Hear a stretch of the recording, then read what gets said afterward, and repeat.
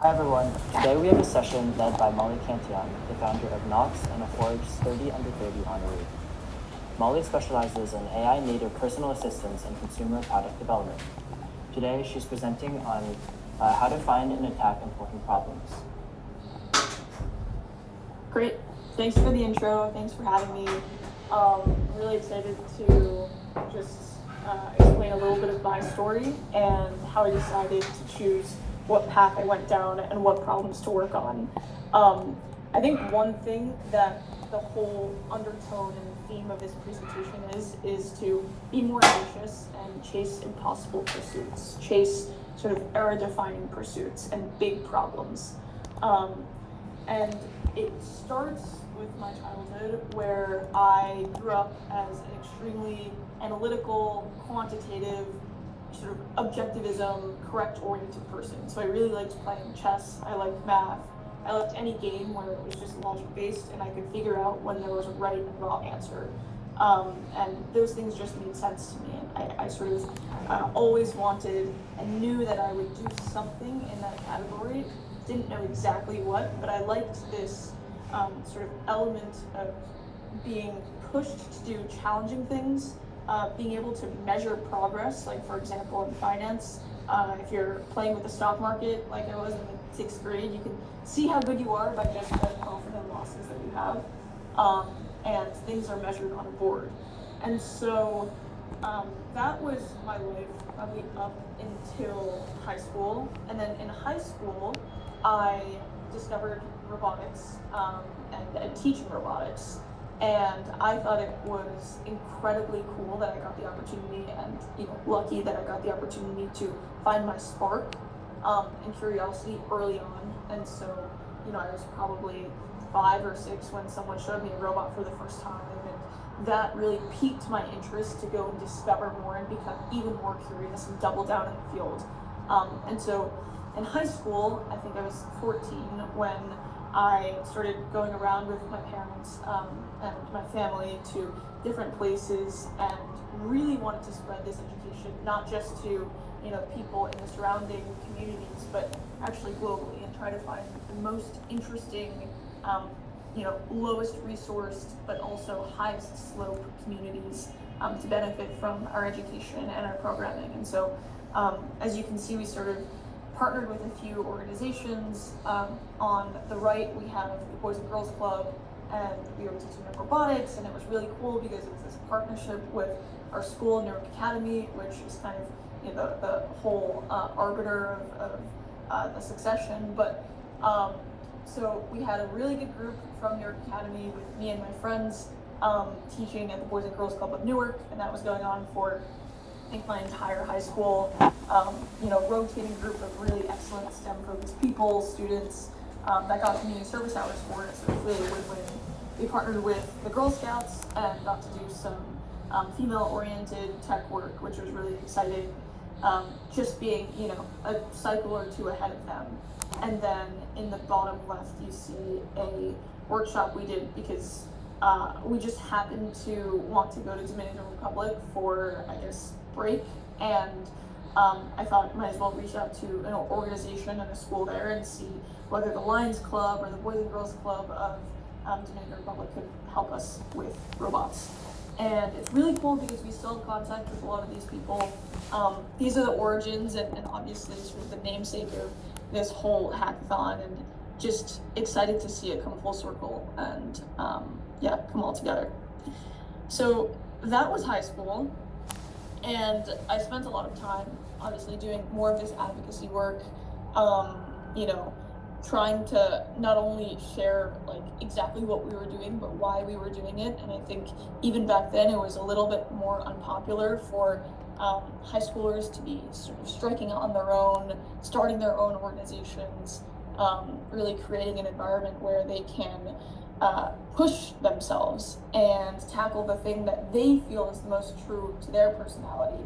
And I sort of always knew that I was a good STEM person, but I also liked being social, and I also liked spreading magic and all of these things. I realized, social justice work and sort of doing work, sharing the magic that I felt I discovered and been super fortunate to have experienced early on was amazing, but I also wanted to do deeper research, and I wanted to see if I could push the field of science forward in some way.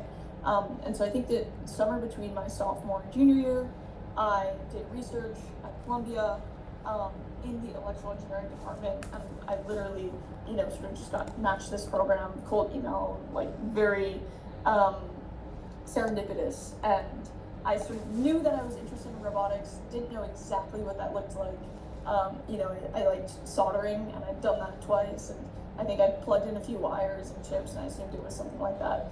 But I really liked the sort of real world applications of all the things that we wanted to do. So here you can see me presenting using long range radio communication to collect biopotential from wild rats, which is, obviously a huge infestation problem in New York, and kind of a interesting, weird, just juxtaposition, and also kind of a only in New York possible opportunity.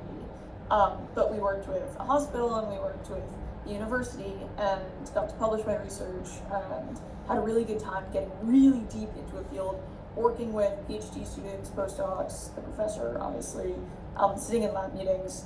Then COVID hit, and when I was a junior, I had planned to do, some software engineering thing over the summer, and realized that, okay, if that's not going to work out, if I can't go in person, then if everything's going to be remote, that actually opens my opportunities to more things that I could possibly do, because it's not predicated on, my sort of existence in it being in New Jersey or being in the New York metro area.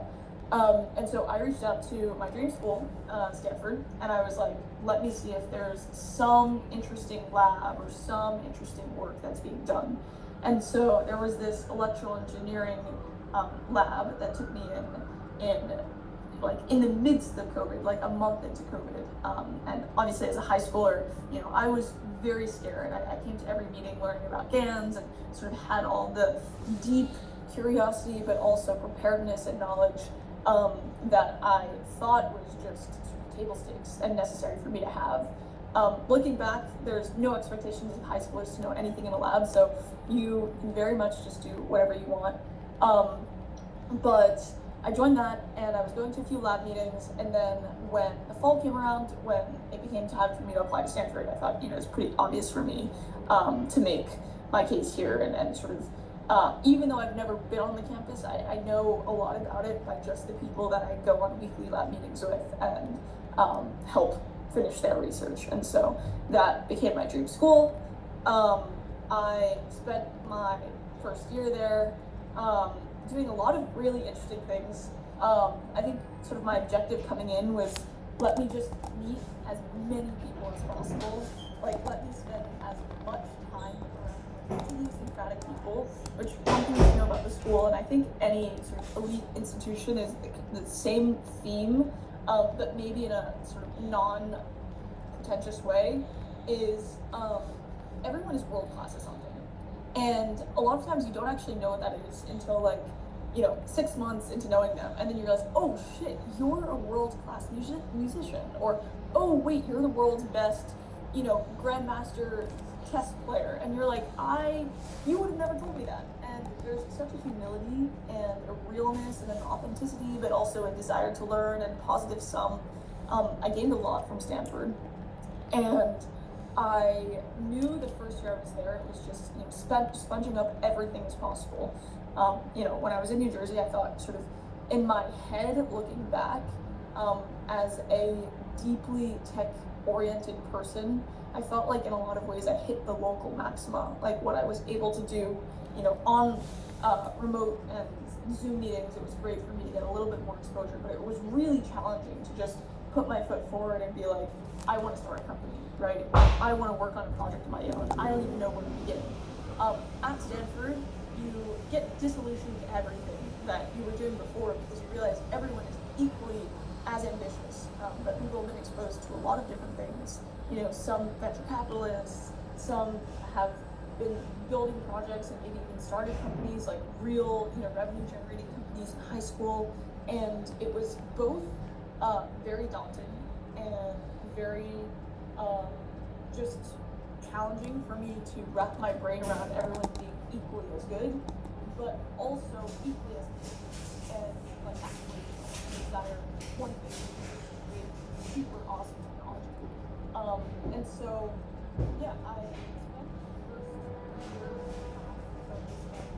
learning as much as possible, meeting as many cool people as possible, going deep with the people that I thought were very, very smart and I wanted to be more like, trying to get exposure to things that I probably would never get exposure to. I think, the first year of college, which I know is sort of all coming up for you, is also kind of like this opportunity to reinvent yourself and choose what you actually want to be known for and what you don't. And it's like the best time to sort of explore and wander with your creative expression.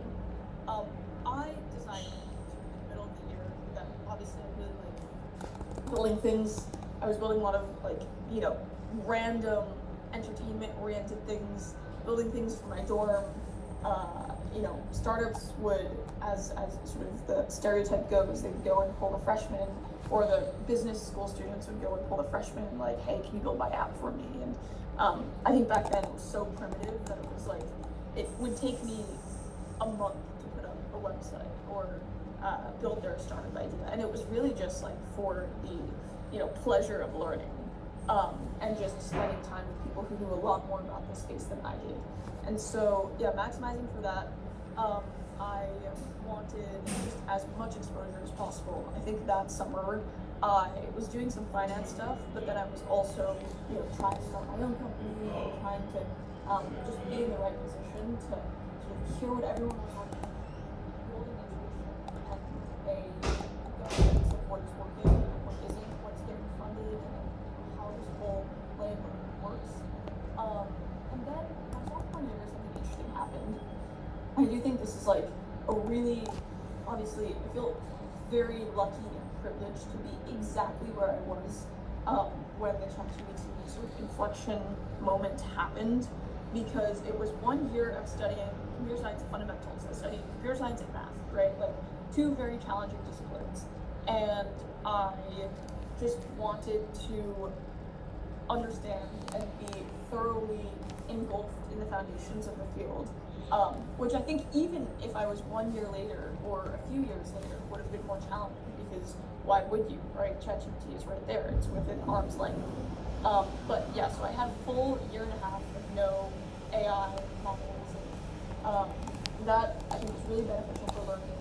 And then after that moment, I had signed another offer to do another quant finance thing for the end of my sophomore year, and I was like, actually, I think this is going to be a big deal, and I think that this is something that is like uniquely beneficial for young people, because for the first time it levels the playing field. For the first time, like, I don't have to know Rust syntax to go and become like the world's best programmer.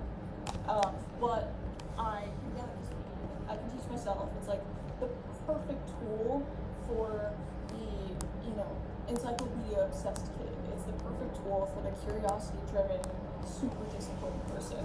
And so I thought, okay, this is epic. I need to spend as much time as possible in this technology. And then literally over the course of the next few months, I went to a hackathon and like would post about my projects like basically every week. So here, you can see this was some like real-time discrete earpiece, conversation prompter that we coded, and it would basically, when you tilted your head, so there's a gyroscope in AirPods, it would respond back out to you, something relevant to the conversation, like a teleprompter. This middle one was, I ran the hackathon at Stanford called Tree Hacks my freshman year, and then sophomore year I decided, okay, let's build something with some of my friends and see how it goes. And then that summer I lived in a hacker house with all of my friends that I got from the hackathons and built some other projects, which later ended up turning into my company. So as you can see, this was August 2023, right after my sophomore year. And I was like, oh, I want to build a second brain. I think that we can have a lot of impact in just like, helping people aggregate all the information that already exists there in one place. And if we can make it legible to people, then that would be the biggest uplift of all. And just had been building so many agents for other companies and other teams, and sort of was working all these like wacky contracting software jobs that I knew that I could build it, and it was more just like okay, will this be so new that people will adopt it? Will it work? And so then I started my company, NOX, dropped out of Stanford January 2024, so like 2 years and a bit ago. Right out of the gate, it was pretty de-risked because OpenAI gave us some money, and so that helped us get going. That helped, my parents and everyone else sort of be behind the scenes. And I was in full control for the first time, full autonomy, doing all the things that for the rest of my life were considered distractions, and now they were my full-time gig, right? They were my, this is my, livelihood. And I got to work with some extraordinary people, still have the privilege of working with, incredible prodigies from the Apple ecosystem, from a few other ecosystems, and it's just been such a privilege to have this, skill set and also be able to capitalize and make it an economically viable opportunity. And I think through, just building our product, I think there were a few things that came to mind, right? Okay, so this was the first launch we ever did, and as you can see, it sort of went pretty viral. This was 6 months in. We got this Business Insider article, and it was this, for the first time, I guess founders were thinking about very cinematic launch videos, but we had this very overarching meaning desire, which is we want to create something that's wholesome, that feels like an extension of you, that actually pushes you to feel invincible.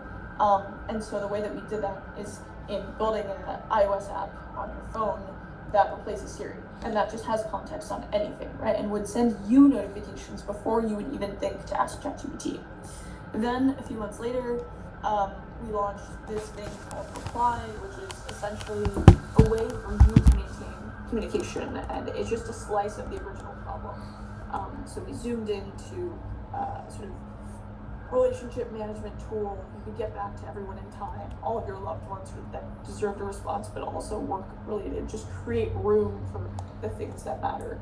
And so, as you sort of have seen or heard, we have gotten a lot of random attention and articles and accolades from this, which has been a nice, positive externality of doing interesting things. And I think this is sort of my big theme here, right? It's you are in a position right now because you're in an education system to just be served things to do with your time.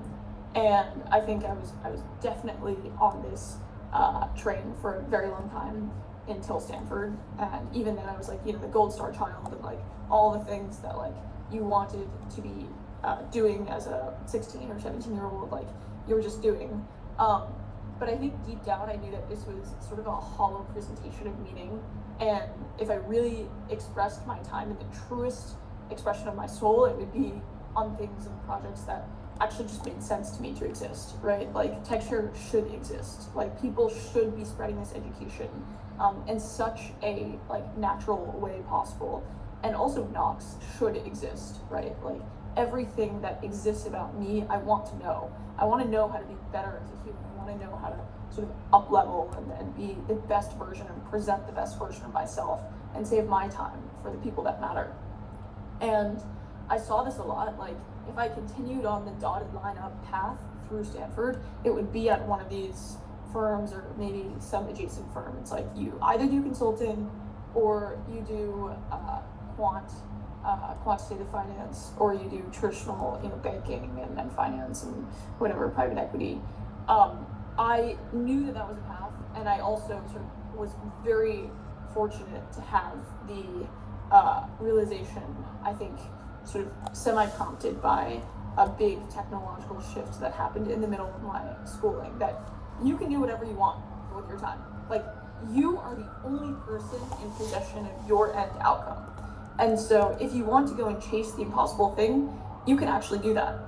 And I thought that this is kind of an interesting, I sort of just asked Claude last night to come up with something sort of aligned on the pursuit scale, things that are hard and good, and easy and bad.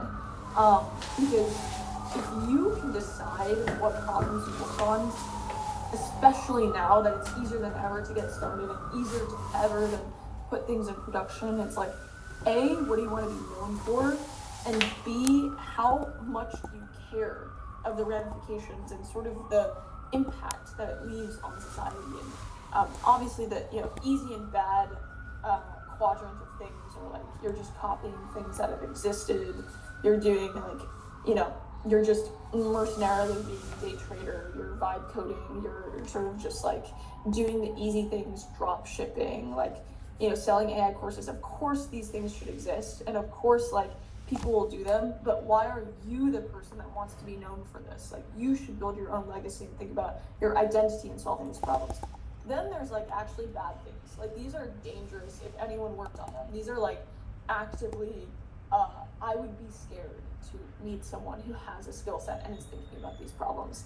So, autonomous killer drones, or like very engagement maxing and sort of predatory consumer platforms, deepfakes, like nicotine and sort of addiction related things for kids. Like that, these are very bad problems to work on.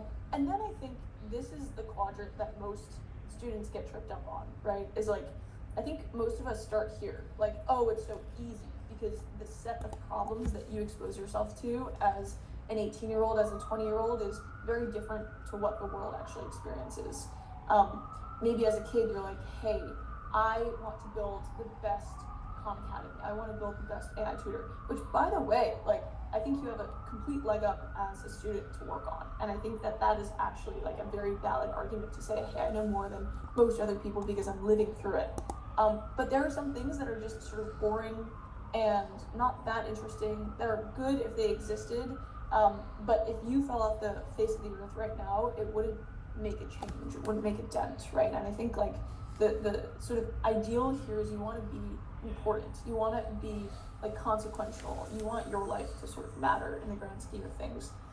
And so I think there's a set of hard problems that need smart people, that are actively, in shortage of intentionally well-oriented people, like brain-computer interfaces, alignment, like solving the safety question, medicine and curing aging, reusable rockets, and doing these like very challenging, impossible pursuits, with the intention of it being a lifelong quest, with the intention of, even if there was no monetary value associated with this, I would still be doing this. And I think this is like sort of the Elon genre of companies, chase doing things that make sense but are currently impossible, that if they are possible will be economically incredibly valuable, but are very hard to prove out and long games. And so anyways, I think the three main things that have sort of guided my life are more and more coming out of my shell. I think it was like much more introverted and much less confident than I am now after, understanding myself well. I think the Stanford chapter and then the NOX chapter both sort of accumulated in an understanding of myself that is deep in, you have to do things that are very like scary. You have to do things that terrify you, that are actively uncomfortable, because they're uncomfortable for a reason. That's like your flight or flight just saying, there's a 1% chance that this goes poorly. Okay, well, there's a 99% chance that this actually works, right? It's actually de-risked if you look at it in the grand scheme of things. And even if it's not, it's like the more that you shoot your shot and iterate, the more that you launch the product 10 times, the more that you learn. Like, you are expediting your failure more than anyone else your age is. Two is you get to choose the people that you win with, right? So curate the people that you give your time to. These people change the way you think. You're the sum of the top 5 people you spend the most amount of time with. Have a lot of fun, and you're also in an incredibly privileged position to actually, especially in college. I think in high school it's much more circumstantial, but in college, like, you can choose out of a grand picking of people who you want to be more like and infuse knowledge into and learn from. And so just recognize that that's a big power. And then 3, I think, is a sort of big recurring theme in my life too, is just increase your surface area of luck. Like, go to the thing, just like default yes, right? Like, go meet people. Like, just like, you never know where things will lead you. And I have so many countless stories of like random plans that I have met like long time mentors, or like one dinner, or like one holiday party that like I just happened to go to, even though I was exhausted, and it was just fun. And I think the more you increase your service area, like even if it's posting on X, right? Like I've never gotten a job in the normal way. I just like always had a thing going on, like a project, and then the CEO or like someone important in the company would reach out and be like, hey, we would like to hire you, or hey, you know, have you thought about working on this at company X, Y, and Z? And so just be like presentable and be really curious and be fully, you know, just yourself. So yeah, that's all. I think as young people, the greatest thing that we can do is just chase category defining, world defining, impossible pursuits that are boundless in scope and in ambition. And yeah, I'm excited to see where the rest of texture goes and where the rest of this generation goes. So thank you.